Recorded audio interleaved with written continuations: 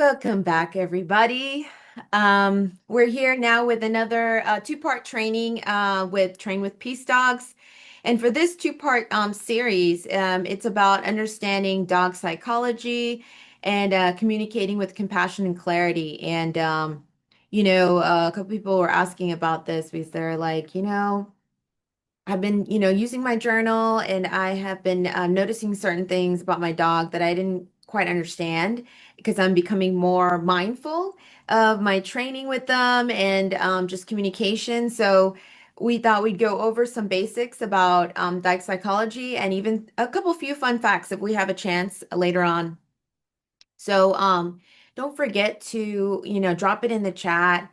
Let us know like some of the things that you question about, dog behavior and psychology or the weird kind of behavioral things that or funny things that they do that, you would like to learn more about or even anything about your own journey. So dog psychology matters, just like people psychology matters, and understanding dog psychology bridges the communication gap between humans and dogs, and whether you're training your family pet, or your psychiatric service dog, or even we're going to be opening up soon a division. Hopefully, by the time this video is launched to YouTube, but we will be opening up a division where we will help train people who followers of Jesus to use their dogs in evangelism. Sort of a kingdom canine evangelistic division, right? So anyways, whether you're training your family pet or it's a working dog, your dog's behavior reflects emotions, instincts, and learned association. When we learn to read and respond with calm authority and empathy, we can trust and have cooperation in that. And so the key idea is in training, with training, it starts with understanding and learning to be effective communicators. The goal is to help your dog gradually develop calm, reliable manners, responding to your cues with trust and understanding so that together you can enjoy confidence, safety, and harmony both on and off the leash. And even in different scenarios, right? New situations, situations that are low stress, high stress situations.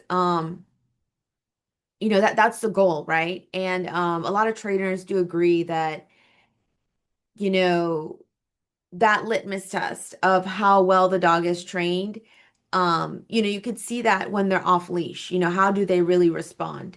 And so I've seen that with some of my training too, that as we tighten up the communication and you understand how your dog is, their psychology and how to respond to it, and you're consistent with your training and you're also using the long leash, um, training regularly, using that long leash to kind of help to shape that really good walking behavior and like being out and about, not necessarily always glued to your side, but reinforcing the positive decisions that they're making as you are walking them.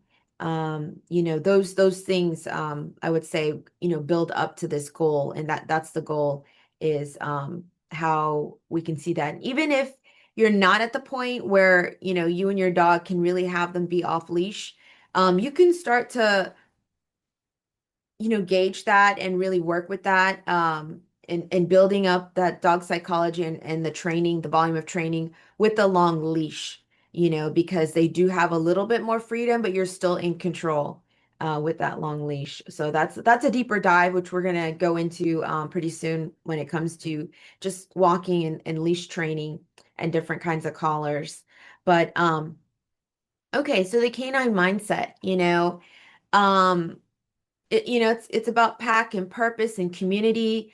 Dogs are social animals shaped by pack dynamics. They crave structure, leadership, belonging. Every interaction communicates whether you are leading, following, or confusing your dog, or even frustrating your dog, or creating fear in the dog. Sometimes we do things not knowing, really realizing that they're needing more leadership, they're needing more structure, and they're having heightened anxiety or fear because we're not taking that initiative and having that structure. So the human takeaway is don't try to dominate your dog. Lead with calm confidence, recognize when your dog tests boundaries, and reestablish leadership by providing safety and clear guidance. So let's just go into a couple basics of different types of dominant behavior, right? So the first is, the dog to dog dominant behavior. Standing tall, stiff over another dog, um, blocking another dog's movement or access to space. And we're going to see some examples of this. I found some videos and also I think like we're going to do some more shoots and demos at the dog park. And but anyways, we'll kind of look at this a little bit more like with visuals. Pacing, placing a paw or a head on another dog's back. Sometimes you see this when they're kind of like trying to mount the dog. Intense staring or posturing, guarding food, toys, or resting spots. Submission by laying on the ground, rolling over. She's just standing there and accepting JoJo's dominant postures, okay? You notice that Georgia lowers her head and JoJo moves to it, and again, being very dominant, kind of sticking her nose in and the side of her head. Georgia reaches her head, pulls her head back up. Again, JoJo's tail wagging, all dominance, all right? So she's going to start messing with her ear here with her nose. That's a submissive type behavior. Notice Georgia's little tail nub back there wagging a little bit. Then JoJo, as Georgia's messing with her ear, JoJo starts staring at her again. Georgia's looking away, showing submission. Then Georgia tries to move away, and notice what JoJo does. She pulls right around, communicates to her, do not move, right? And puts her head right over her shoulder. All signs of high levels of dominance. So yeah, as you can see, you saw a couple of those different responses. Yeah, behaviors. It was like multiple behaviors.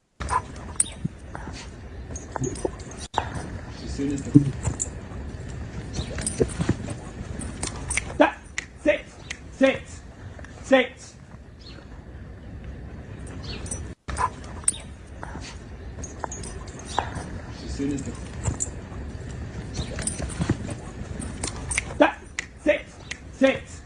Six. What was great to note about that was how the trainer used their body language and as well as another sound. You can use a whistle. He used that like, kind of and the what did he do that or like he was snapping too. You can use snapping. Um, you can use clapping. Um, those kind of things really, along with the really kind of stern tone, like a change in your tone, um, you know, kind of work to really change that, interrupt that dog's fixation and focus. So sometimes we need to have that, and we need to do it like when when they're really distracted and fixated on something that is really, and in this case, fighting, possible fighting, increased excitement, but it could be another thing. It could be a cat, a squirrel. So sometimes they really do need that to just kind of like snap them out of that, because sometimes for a dog, like when you're talking to it, it can almost be like, I don't know if you've ever seen Charlie Brown and the teacher who is like, wah, wah, wah, wah, wah, wah, wah, wah, wah. That we can actually be kind of be like that to dogs a little bit. Like we can kind of sound like the teacher just wah, wah, wah, wah, wah, wah, wah, like that. So that's why trainers, really good trainers, they use different tones in their speech to kind of signal and get that attention and kind of express the kind of energy that they're looking to bring into that training session or that moment. And then of course the power of, other sounds, like I said, a whistle, snapping your fingers, clapping, that's, kind of sound. Matter of fact, I would do that to Ivory, and I would just kind of like when she's very hyperstimulated, like with a cat or like looking at a squirrel. Um, because she has such a high prey drive, it's very hard for her to resist that kind of thing. And so, like, I need that noise to kind of interrupt her. And initially, I started with the, tss, and then also kind of like, poking her a little bit by the rib cage, giving her that signal like, hey, listen, pay attention to me, look at me.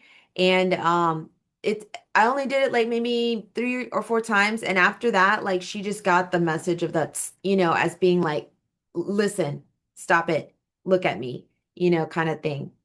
Let's take a look at some more dog behavior here. This dog with a black coat is new in the shelter and is being arrogant with a brown dog despite warnings from the owner and the alpha dog, King Charles. He becomes even more aggressive when the person tries to separate them, and suddenly we have the leader in the scene. The shelter becomes dead silent and the arrogant dog tries to silently escape, but he has to bow down in front of King Charles first. Look closely. This brown dog is not getting aggressive despite finding his opponent in a vulnerable position because he respects the king's orders. The guilty dog snarls for mercy. The king wasn't in the mood to free him, but his beloved human asked him to leave. And he agrees. King leaves and announces his leadership with his scent.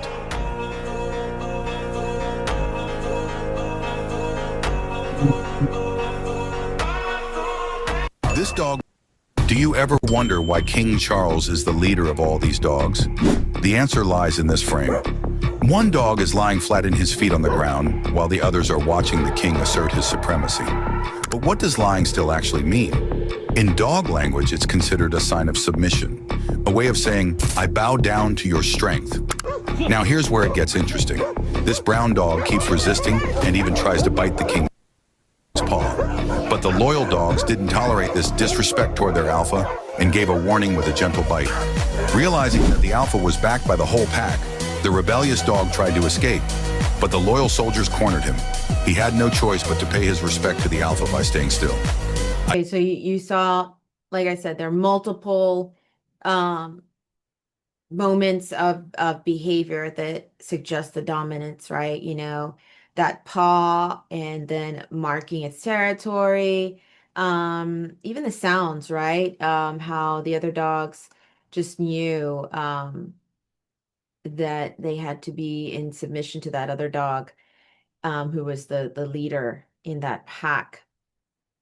Okay, so now let's take a look at some dominant dog to human behaviors, because we're always talking about, dominant dogs, against other dogs. But, sometimes this can be a reason why we have some behavioral issues with our dogs, because we didn't realize that that is a dominant behavior that they're trying to assert themselves over us.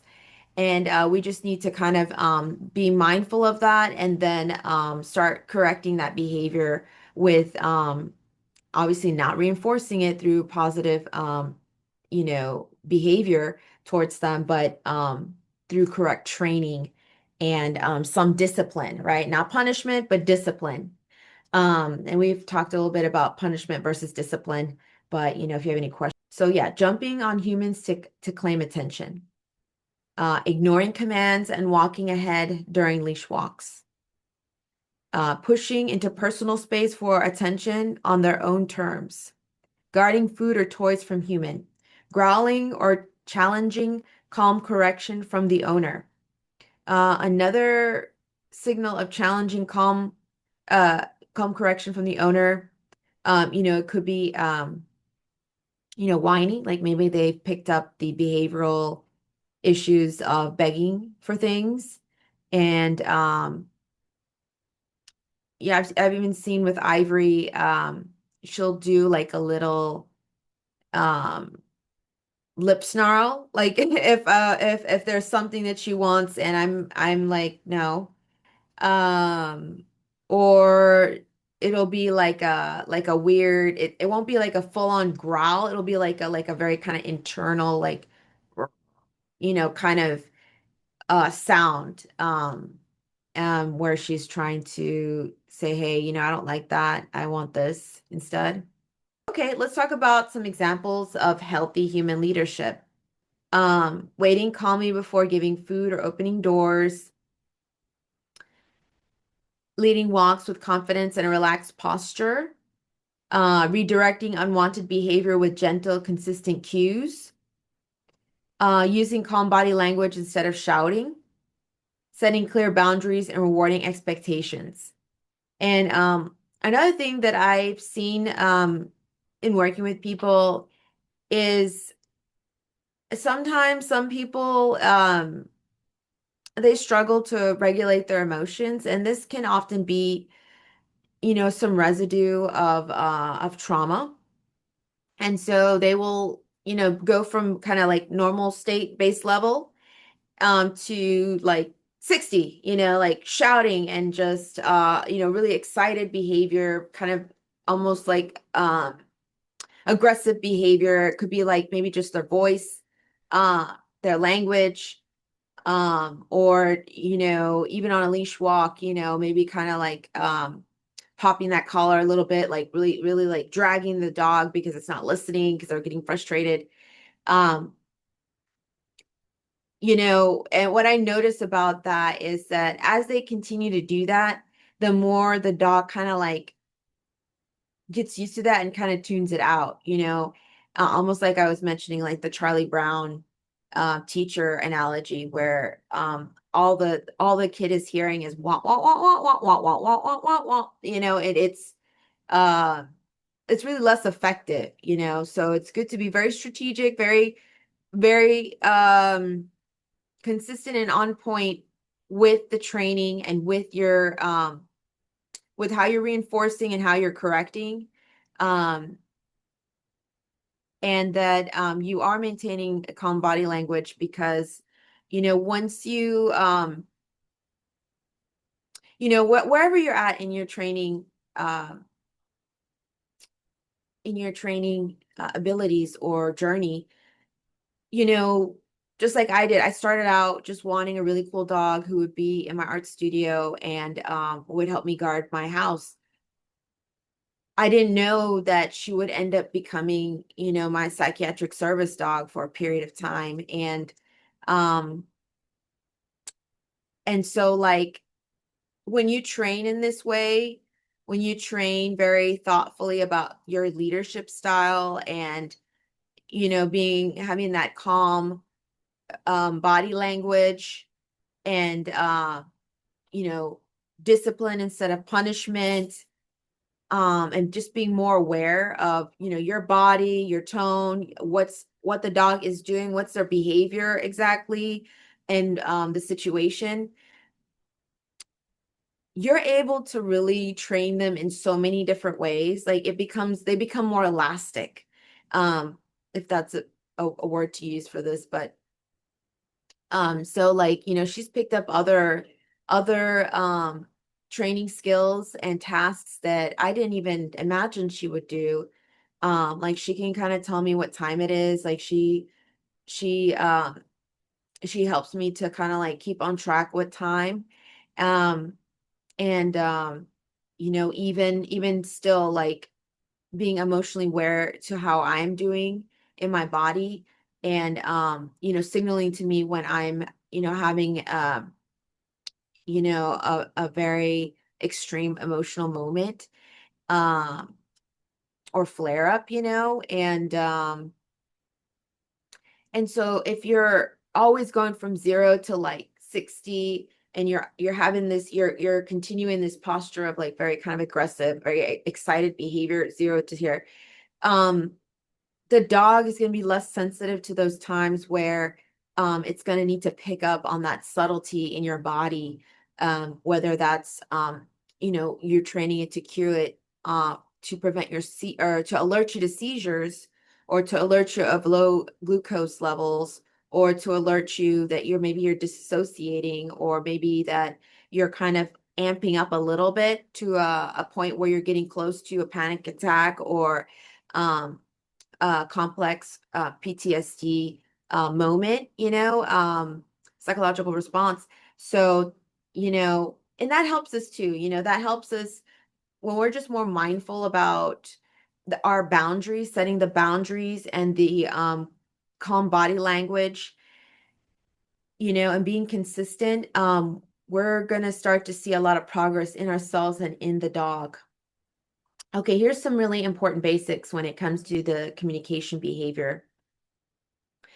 Um, Dogs express emotions through posture, movement, and sound. Recognizing these signals prevents miscommunication and deepens trust. And so, yawning or turning away, they usually equal calm signals. Um, when we go through the process of training the dog to leave it, um, there's a way in which once you start see the dog to turn their head away from it, you would clicker mark that. You would mark that and so like in the future, their head turning away, that signal is also being like submissive and in compliance that I'm not interested in that thing that you're telling me to leave it, right? So it's a calm, like, okay, I got the message too. It can be that too. Apart from just just being calm, it can be like affirmative, like, okay, I'm not gonna mess with that chicken bone. Avoidance. Um, sometimes people will call their dog stubborn, or they'll say it's a stubborn breed or something like that, or if they don't want to be around you or something. It could be a variety of things. It could be fear, it could be confusion, it could be, dogs are kind of like us, like sometimes they need their personal time and their personal space. So sometimes that doesn't always align with us wanting to like be all full on snuggling with that dog. Sometimes they're just like, I'm napping here, like or um, I'm stressed out about, this big dog here and I don't want to, cuddle with you or something like that. So I think also too the word stubbornness, a lot of that I think is a very human human type of trait. And a lot of stubbornness is also like when we look in sort of biblical study of that stubbornness is also related to idolatry and like, how we can become really fixated and focused on something, and that creates like a stubborn behavior towards that thing, towards getting that thing.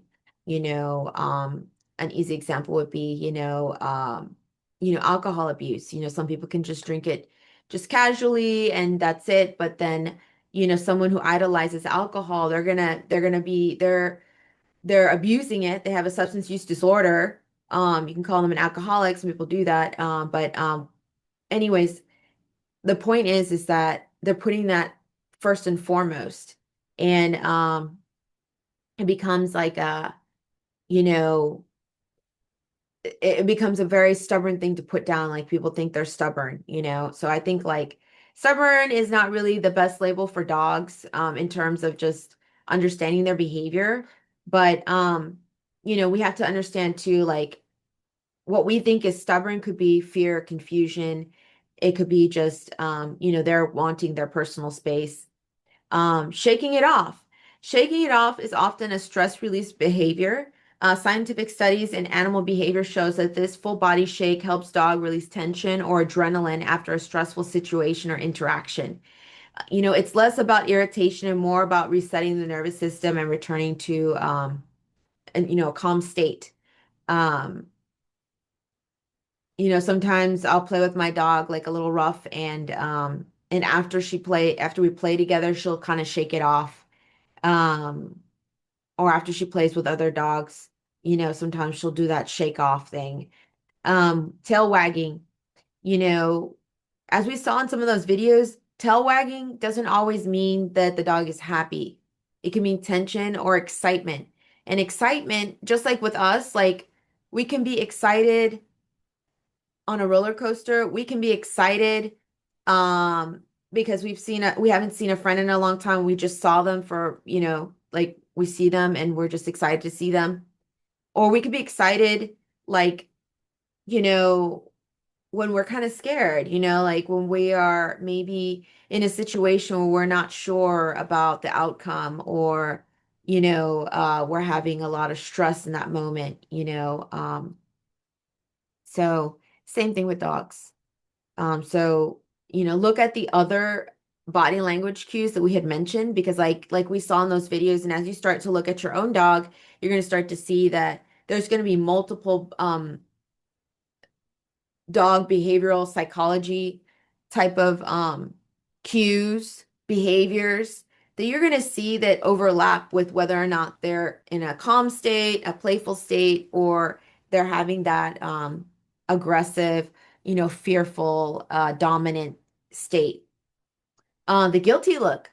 People often think that dogs understand that, that they have guilty looks. Like if you come home and you find that they just destroyed your favorite pair of shoes, your leather shoes, and you pick up the shoe and you're like, did you do this? They're responding to your energy of saying, did you do this?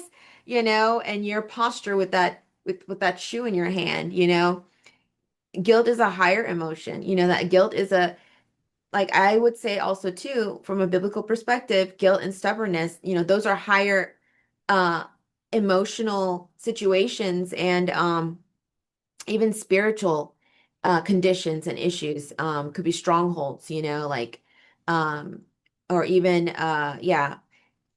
Um and so it's not really something that a dog would have because they don't have a spirit. They do have a soul, I bet, but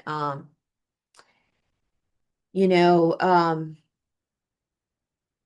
yeah, like I said, they're reacting to your guilty look.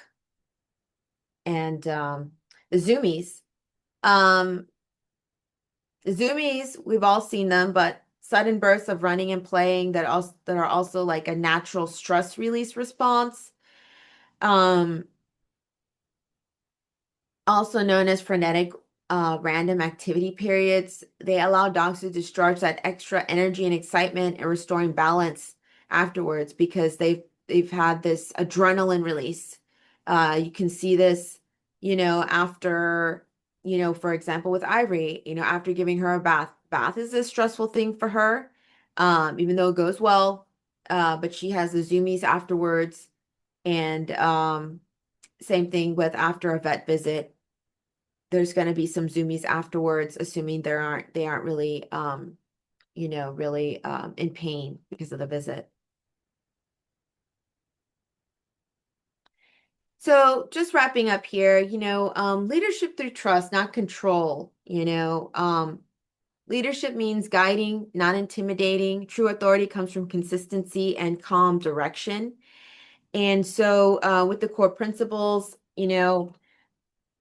provide the boundaries, not punishment. Be predictable and fair. Reward good behavior and redirect the rest. And you know,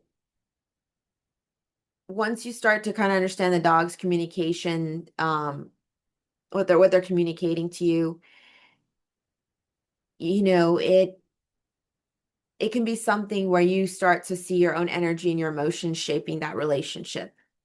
And it gives hope too, because um you might have made mistakes in the past, but you can start to build forward by being faithful and by being consistent and being aware of um, what they're trying to communicate and responding to that appropriately. Yeah, we're pretty much almost out of time. So we won't be able to get to all the questions, but what we're going to do is we're going to take those questions from the chat and we're going to develop some new videos for you coming out very soon.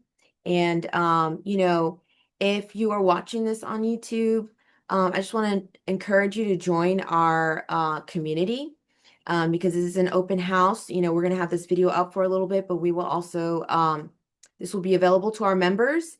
And at some point, we won't have it on YouTube in this entirety. And we will be adjusting that at the different content that we put out on YouTube, because the real power is, when you join Train with Peace Dogs, you're joining a trauma-informed community that is geared towards helping you and your dog grow in your bond, and to really empowering you through accountability, through training, through other resources too.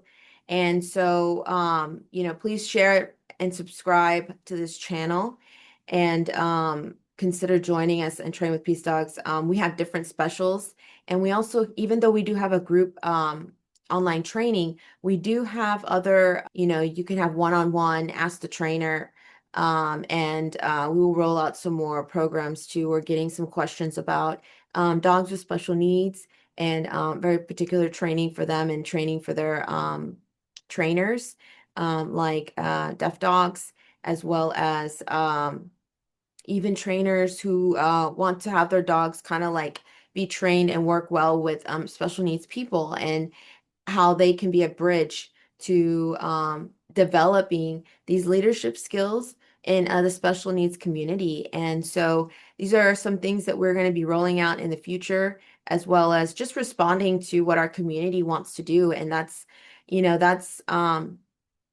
you won't necessarily really get that on YouTube. You won't get that accountability. We need to stay accountable.